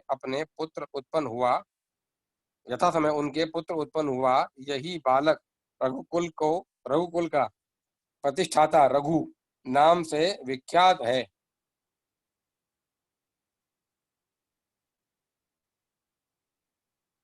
रघुकुल का प्रतिष्ठाता रघु नाम से विख्यात हुआ। महाराज दिलीप भगवान श्री रामचंद्र जी के वृद्ध प्रतिमा प्रपितामह है। महाराज रघु सूर्य वंश में जैसे इक्ष्वाकु, अजमीन आदि राजा बहुत प्रसिद्ध हुए हैं, उसी प्रकार महाराजा रघु भी बड़े प्रसिद्ध पराक्रमी, धर्मात्मा, भगवत भक्त और पवित्र जीवन हो गए हैं। इन्हीं के नाम से रघुवंश प्रसिद्ध हुआ। इसीलिए सच्चिदानंद घन परमात्मा भगवान श्री रामचंद्र जी के रघुवर, राघव, रघुपति, रघुवंश विभूषण, रघुनाथ आदि नाम हुए। वे बड़े धर्मात्मा थे। उन्होंने अपने पराक्रम से समस्त पृथ्वी को अपने अधीन कर लिया था।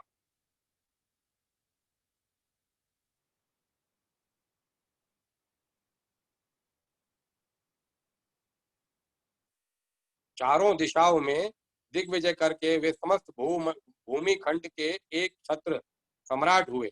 वे ये प्रजा को बिल्कुल कष्ट नहीं देना चाहते थे। राज्य कर भी ये बहुत ही कम लेते थे और विजित राजाओं को भी केवल अधीन बनाकर छोड़ देते थे। उनसे किसी प्रकार का कर वसूल नहीं करते थे। एक बार ये दरबार में बैठे थे कि उनके पास कौत्स्य नाम के एक स्नातक ऋषि कुमार आए। अपने यहाँ स्नातक को देखकर महाराज ने उनका विधिवत स्वागत सत्कार किया। पार्य अर्घ्य से उनकी पूजा की। ऋषि कुमार ने विधिवत उनकी पूजा ग्रहण की और कुशल प्रश्न पूछा। थोड़ी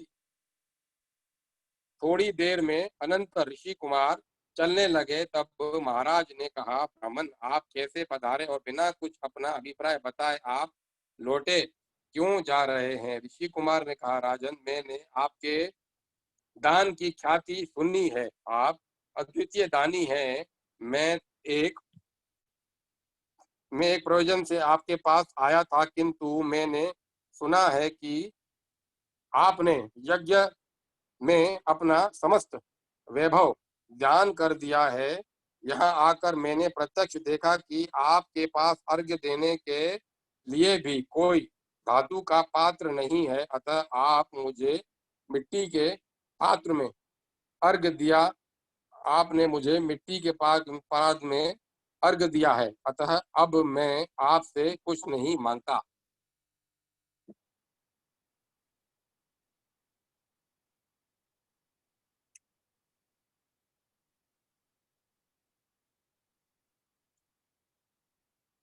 अतः अब मैं आपसे कुछ नहीं कहता। राजन ने कहा, नहीं ब्राह्मण, आप मुझे अपना अभिप्राय बताइए, मैं यथासाध्य उसे पूरा करने की चेष्टा करूंगा। सनातक ने कहा, राजन मैंने अपने गुरु के यहाँ रहकर सांगोपांग वेदों का अध्ययन किया।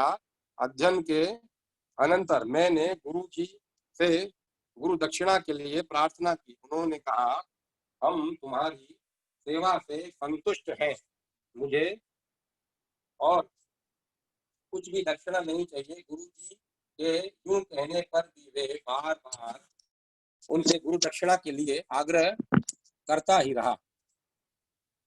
तब अंत में उन्होंने झल्लाकर, अच्छा तो 14 लाख स्वर्ण मुद्रा लाकर हमें दो, मैं इसीलिए आपके पास आया था।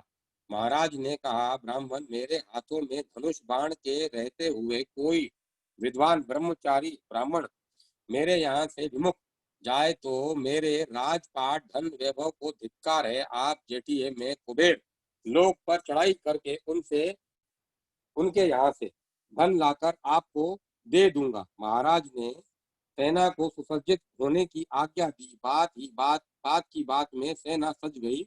निश्चय हुआ कि कल प्रस्थान होगा। प्रातःकाल कोषाध्यक्ष ने आकर महाराज से निवेदन किया कि महाराज रात्रि में स्वर्ण की वृष्टि हुई और समस्त कोष स्वर्ण मुद्राओं से भर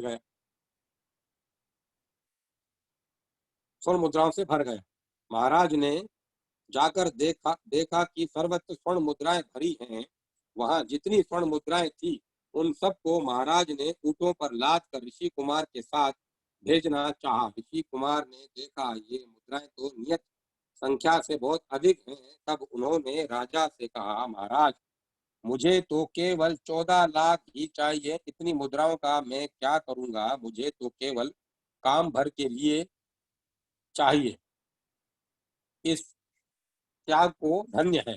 महाराज ने कहा, ब्राह्मण ये सब आपके ही निमित्त आई हैं, आप ही इन सब के अधिकारी हैं, आपको ये सब मुद्राएं लेनी ही होंगी। आपके निमित्त आए हुए द्रव्य को भला मैं कैसे रख सकता हूँ?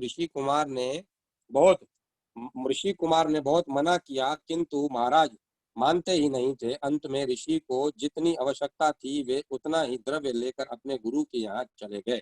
शेष जो धन बचा वह सब ब्राह्मणों को लौटा दिया गया। ऐसा दाता पृथ्वी पर कौन होगा जो इस प्रकार जाचकों के मनोरथ पूर्ण करे? अंत में महाराज अपने पुत्र अज को राज्य देकर तपस्या करने वन में चले गए। अज के पुत्र महाराज दशरथ हुए, जिन्हें साक्षात पर ब्रह्म परमात्मा श्री रामचंद्र जी के पिता होने का सौभाग्य प्राप्त हुआ। विदेह भक्त राजा जनक,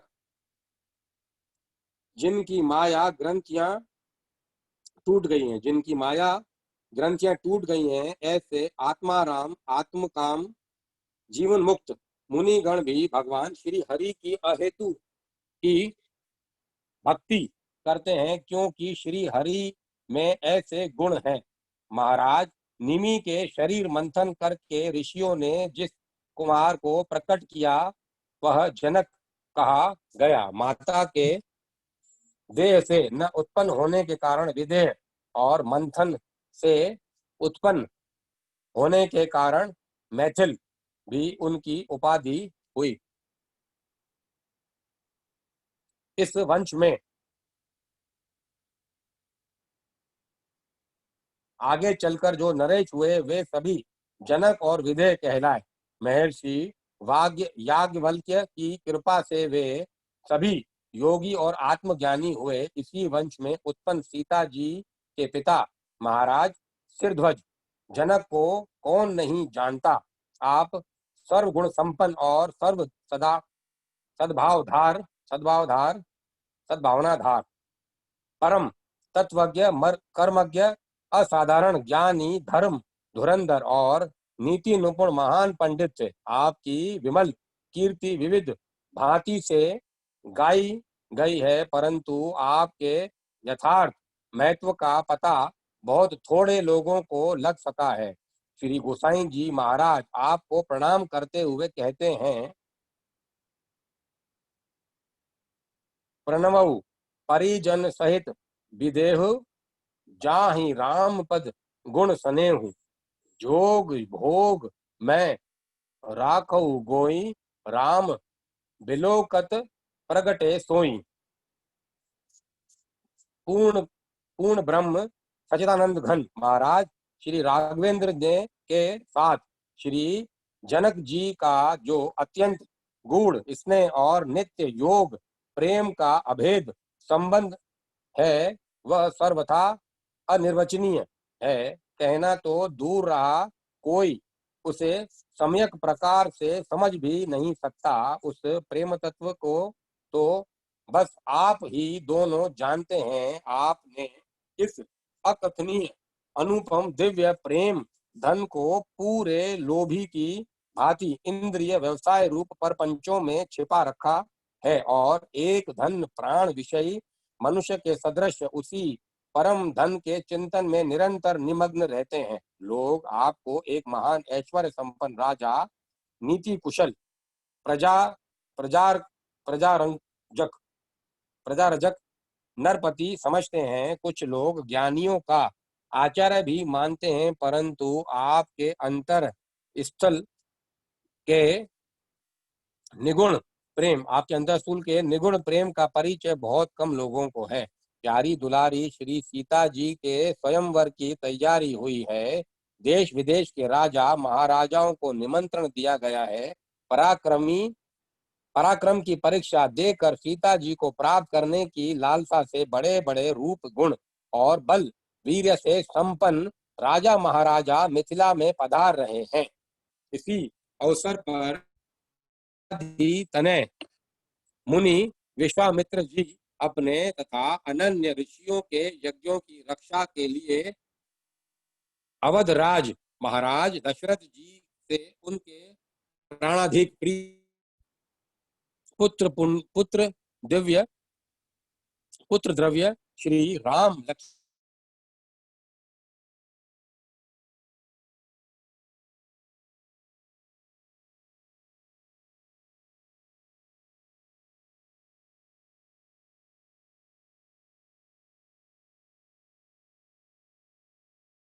पत्नी अहिल्या का उद्धार करते हुए परम कृपालु श्री कौशल किशोर जी कनिष्ठ भात्र सहित गंगा स्नान करके वनोपवन के प्राकृतिक सौंदर्य को देखते हुए जनकपुरी में पहुंचे और उन्हें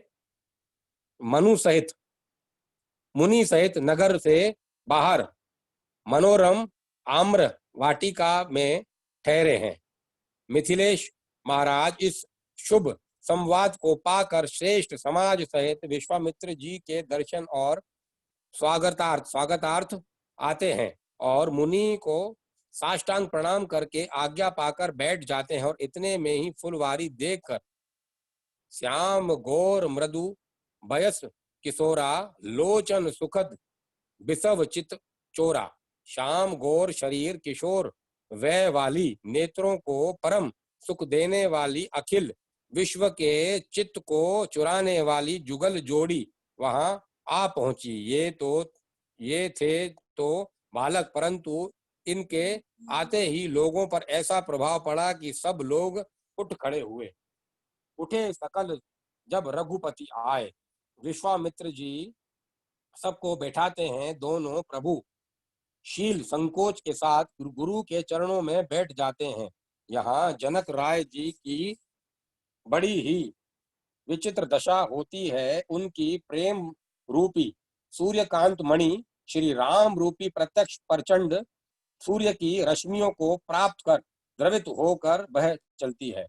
गुप्त प्रेम धन श्री राम की मधुर छवि देखते ही सहसा प्रकट हो गया। युगों के संचित धन का खजाना अकस्मात खुल गया। मूर्ति मधुर मनोहर देखी, बहु विदेही विदेहु विशेषी। प्रेम मगन मनु जानी नृप करी, विवेकु धीर धीर। बोले मुनिपद नाई सिरु, गद गद गिरा गंभीर। कहु नाद सुंदर दोहु बालक, मुनिकुल तिलक की नृपकुल पालक। ब्रह्म जो निगम नेति कहीं गावा, उभय देश धरी की सोई आवा। सहज विराग रूप मनु मोरा, थकित होत जिमि चंद चकोरा। ताते प्रभु पूछे सीत सती भाऊ, कहूँ नाथ जनी करहूँ दुराऊ। जानकी जी कहते जनक जी कहते हैं, मुनि नाथ छिपाइए नहीं, सच बताइए ये दोनों कौन है? मैं जिस ब्रह्मा में लीन रहता हूँ, क्या वह वेद वंदित ब्रह्मा ही इन दो रूपों में प्रकट हो रहा है? मेरा स्वाभाविक ही वैरागी मन आज चंद्रमा को देखकर चकोर की भांति थका जाता है। जनक जी की इस दशा पर विचार कीजिए। जनक का मन अत्यंतिक प्रेम के कारण बलात् ब्रह्म सुख को छोड़कर राम रूप से गंभीर मधुर सुधा समुद्र में निमग्न हो गया। इन्हीं बिलोकत अति अनुरागा, पर बस ब्रह्म सुख ही मन त्यागा। जो मन बुद्धि अपने में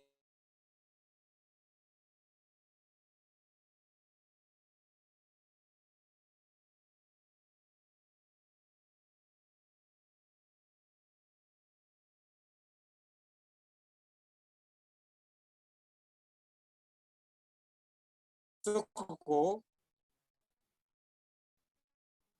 तुरंत खुद का छोड़कर पेट वाले की आशा कौन करे?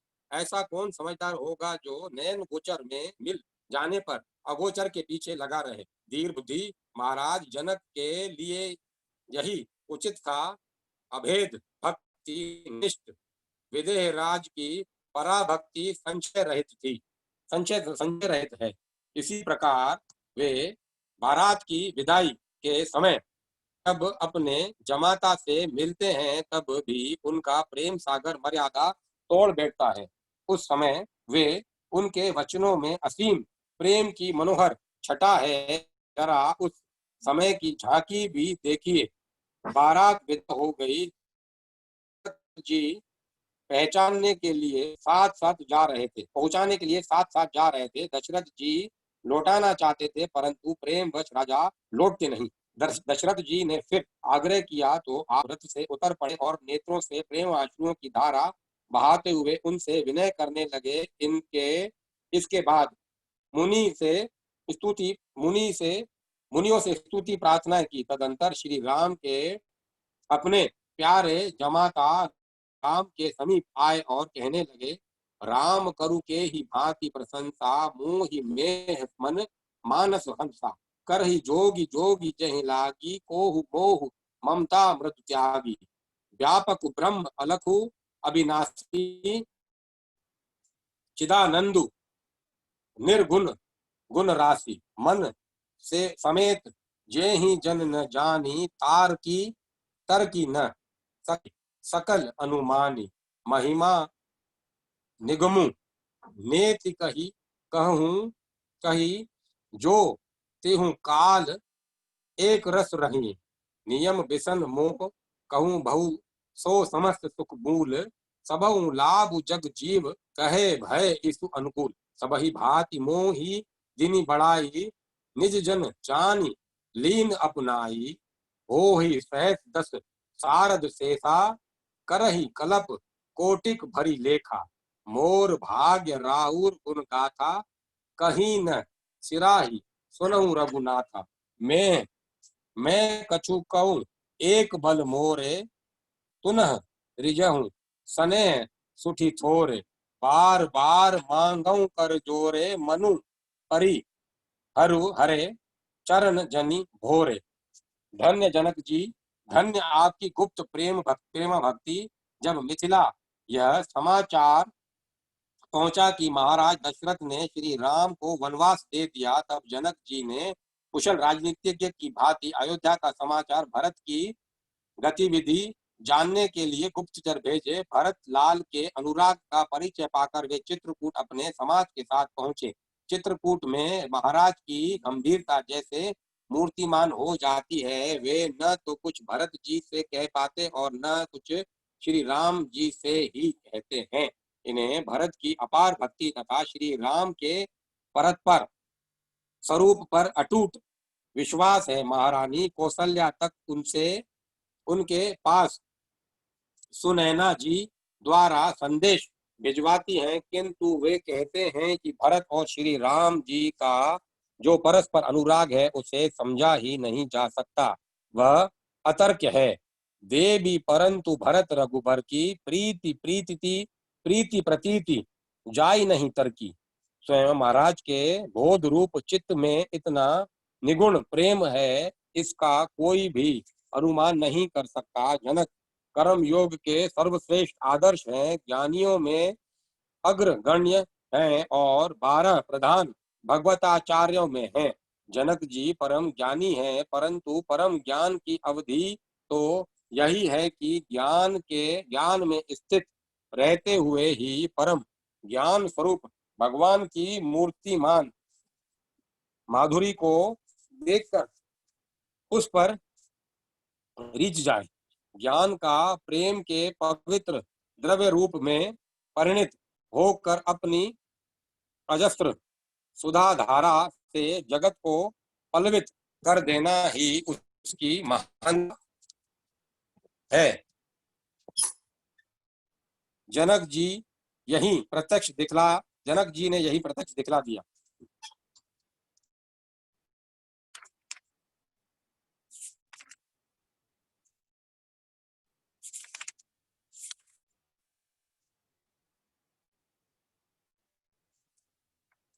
अब मैं कथा को ही विराम देता हूँ, कल आगे से पढ़ूंगा। वात्सल्य भक्त महाराज दशरथ। ओम नमः शिवाय, ओम नमः शिवाय, हर हर भोले नमः शिवाय। ओम नमः शिवाय, ओम नमः शिवाय, हर हर भोले नमः शिवाय।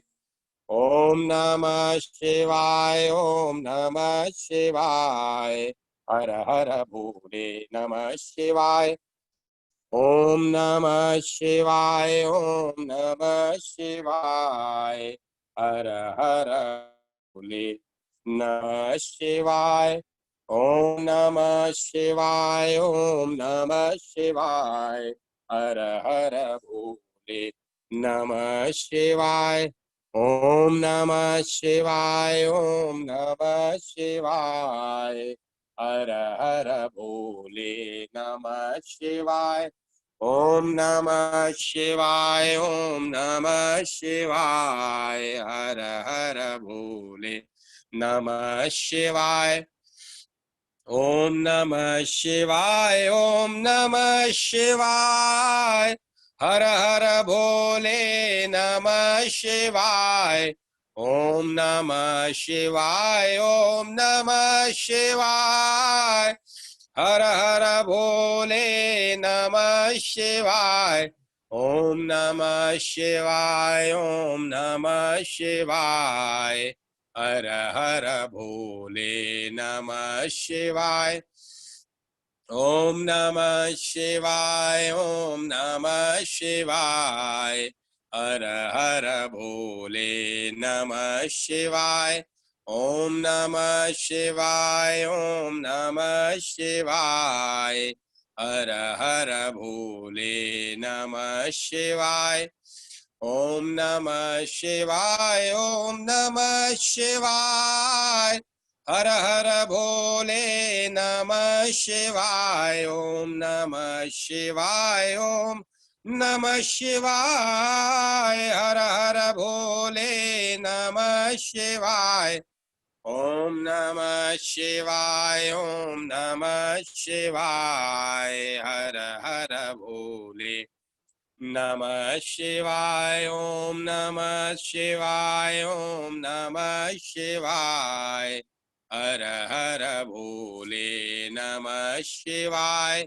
ओम नमः शिवाय, ओम नमः शिवाय। हर हर भोले नमः शिवाय। ओम नमः शिवाय, ओम नमः शिवाय। हर हर भोले नमः शिवाय। ओम नमः शिवाय, ओम नमः शिवाय। हर हर भोले नमः शिवाय। ओम नमः शिवाय, ओम नमः शिवाय। हर हर भोले नमः शिवाय। ओम नमः शिवाय, ओम नमः शिवाय। हर हर भोले नमः शिवाय। ओम नमः शिवाय, ओम नमः शिवाय। हर हर भोले नमः शिवाय। ओम नमः शिवाय, ओम नमः शिवाय। हर हर भोले नमः शिवाय। ओम नमः शिवाय, ओम नमः शिवाय। हर हर भोले नमः शिवाय। ओम नमः शिवाय, ओम नमः शिवाय। हर हर भोले नमः शिवाय। ओम नमः शिवाय, ओम नमः शिवाय। हर हर भोले नमः शिवाय। ओम नमः शिवाय, ओम नमः शिवाय। हर हर भोले नमः शिवाय। ओम नमः शिवाय, ओम नमः शिवाय। हर हर भोले नमः शिवाय। हर हर भोले नमः शिवाय। हर हर भोले नमः शिवाय। नमो पार्वती पते हर हर महादेव।